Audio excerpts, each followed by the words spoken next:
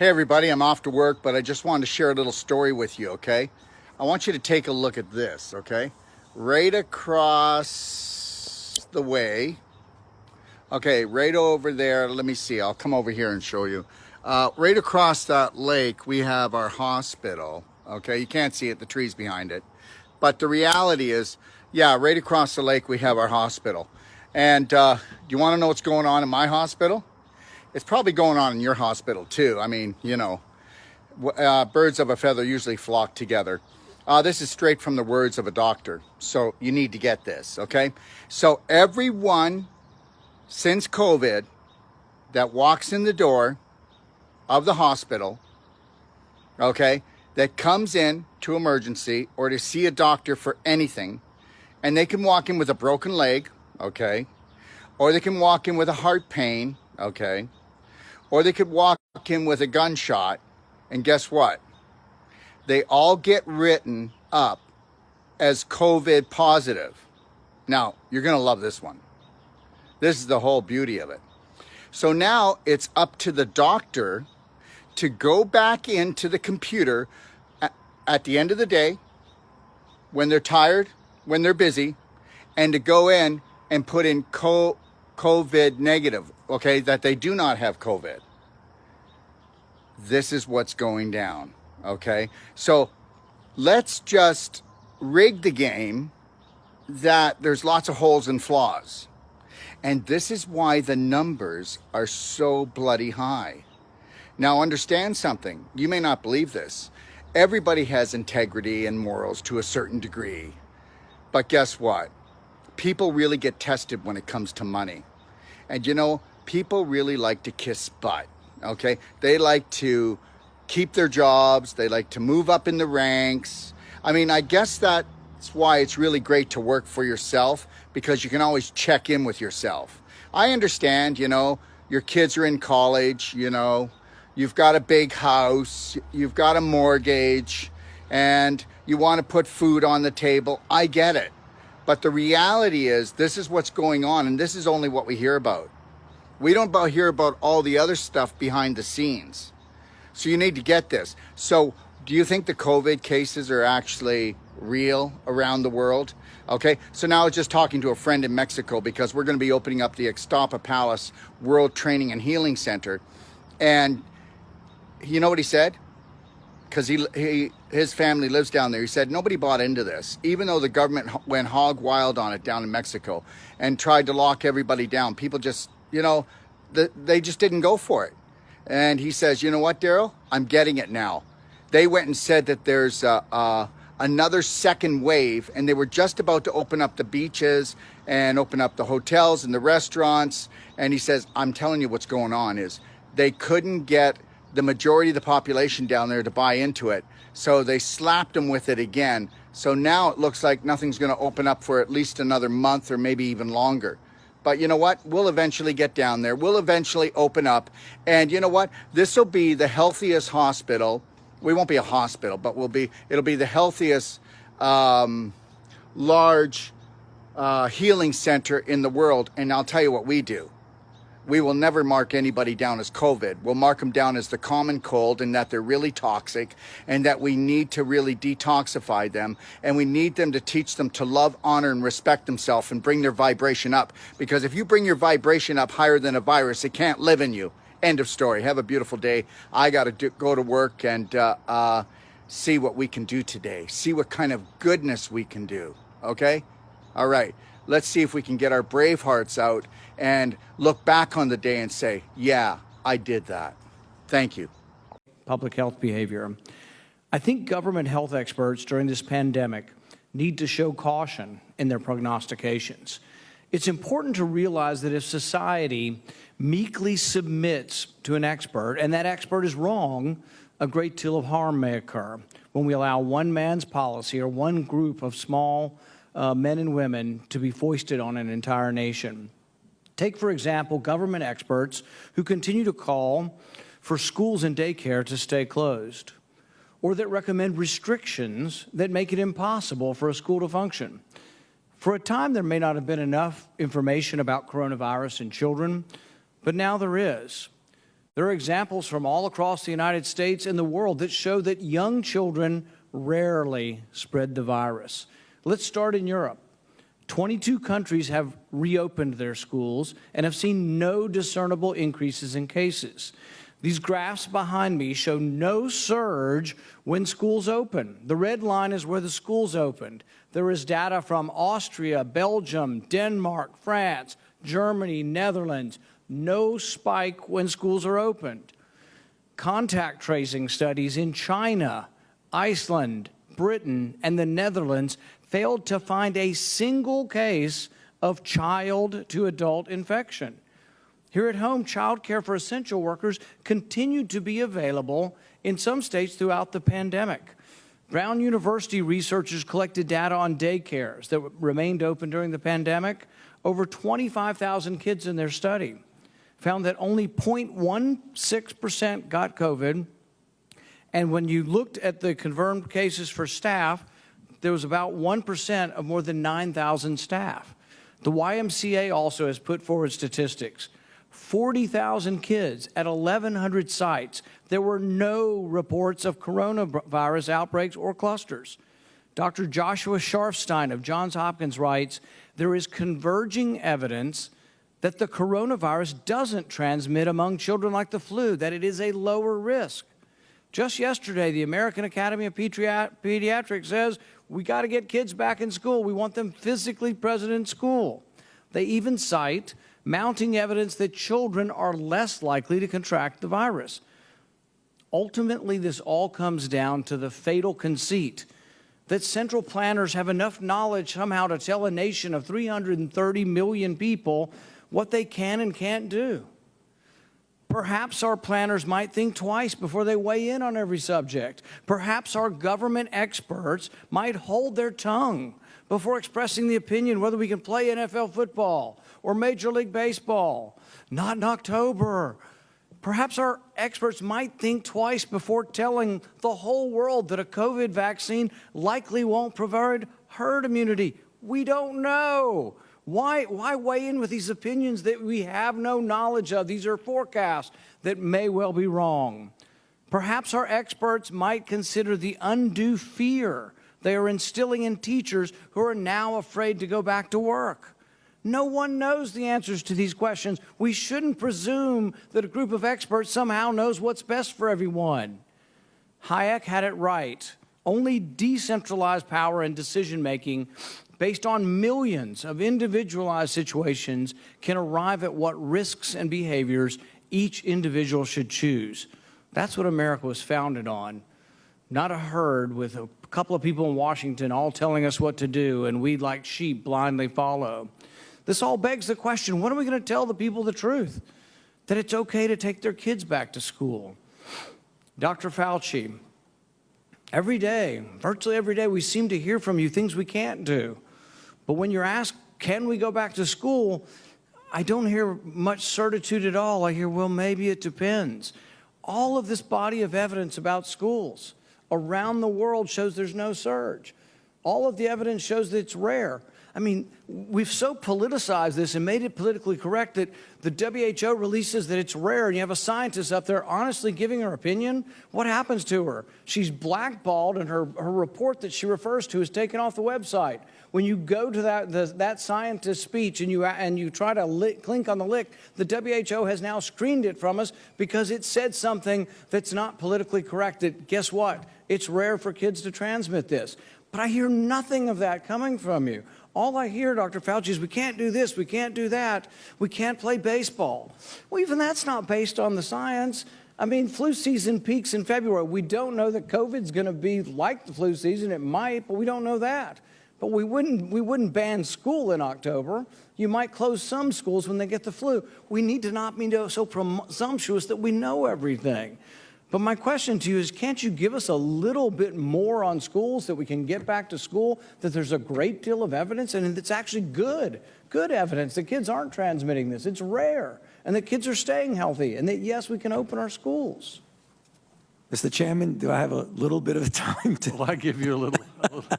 That was well over 5 minutes, but we'll Thank you, Senator go ahead and Paul. answer please answer the question. Yeah, so very quickly, Senator Paul, I agree with a lot of what you say about, this idea about people having to put their opinions out without data. And sometimes you have to make extrapolations because you're in a position where you need to at least give some sort of recommendation.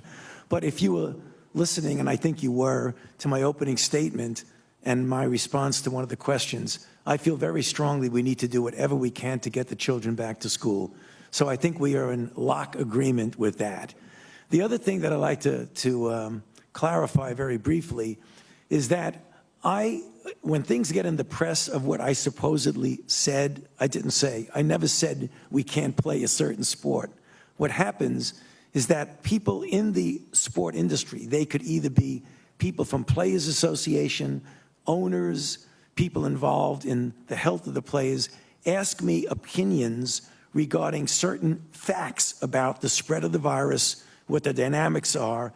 I give it, and then it gets interpreted that I'm saying you can't play this sport or you can't play that sport. I agree with you. I am completely unqualified to tell you whether you can play a sport or not. The only thing that I can do is, to the best of my ability, give you the facts and the evidence associated with what I know about this outbreak. Thank you. Thank you. We just need more optimism. There is good news out there. Now We're go to not Senator getting it. Casey. Mr. Chairman, thank you very much for the hearing, and I want to thank our witnesses for their public service. Mr. Chairman, let me start with Dr. Hahn, then I'll move to Admiral Giroir. Dr. Hahn, I wanted to ask you about vaccines, and as your testimony indicates, And really the history of this, when we look back, will be of wrong prediction after wrong prediction after wrong prediction, starting with Ferguson in England. So I think we ought to have a little bit of humility in our belief that we know what's best for the economy. And as much as I respect you, Dr. Fauci, I don't think you're the end all. I don't think you're the one person that gets to make a decision. We can listen to your advice, but there are people on the other side saying there's not going to be a surge and that we can safely open the economy, and the facts will bear this out. If that's the case.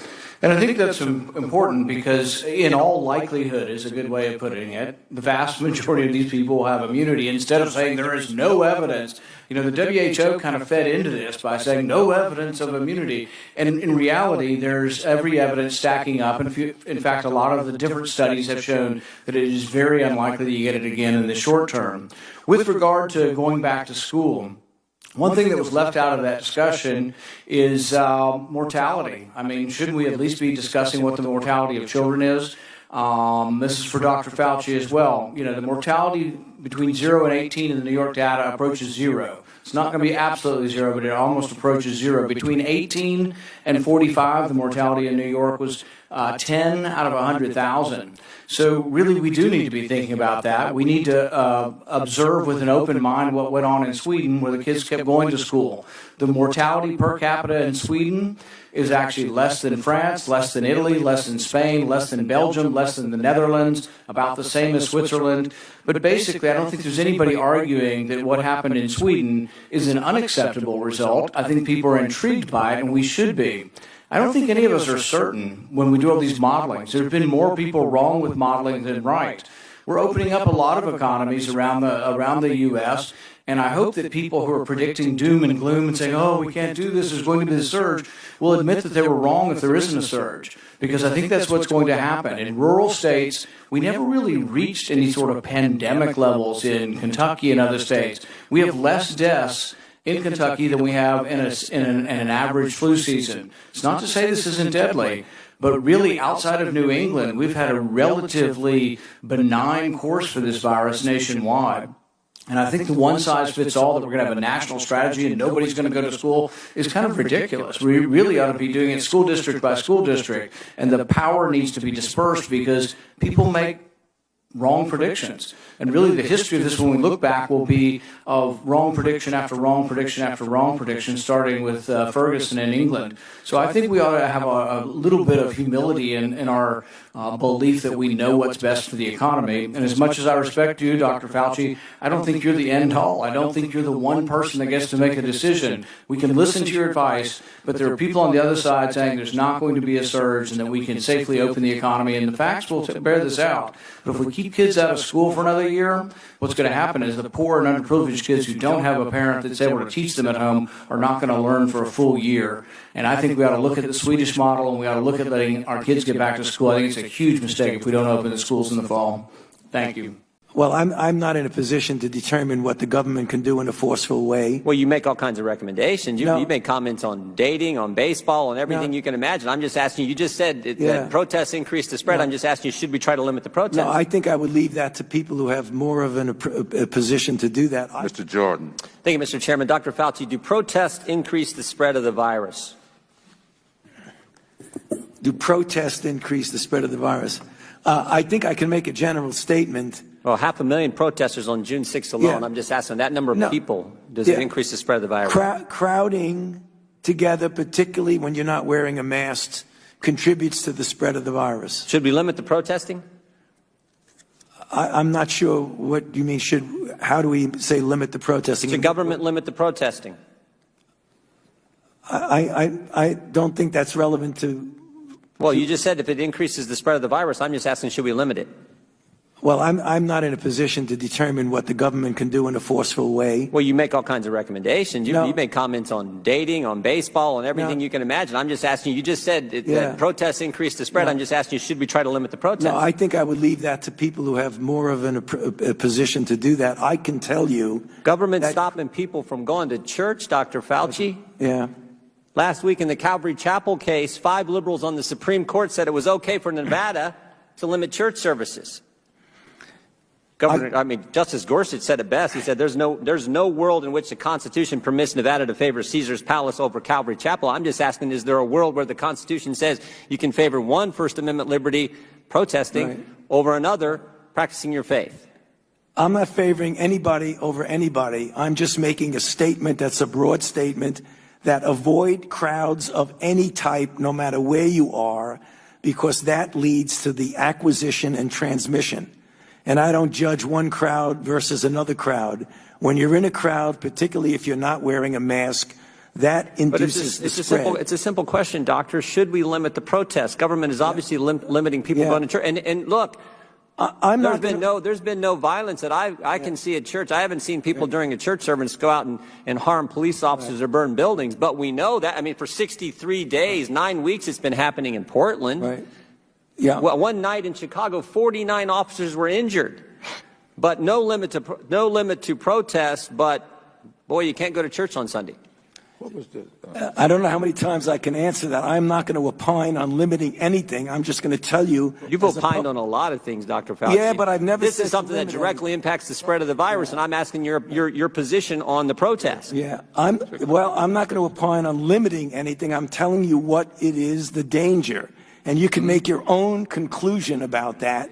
You should stay away from crowds, no matter where the crowds are. Government has stopped people from going to work.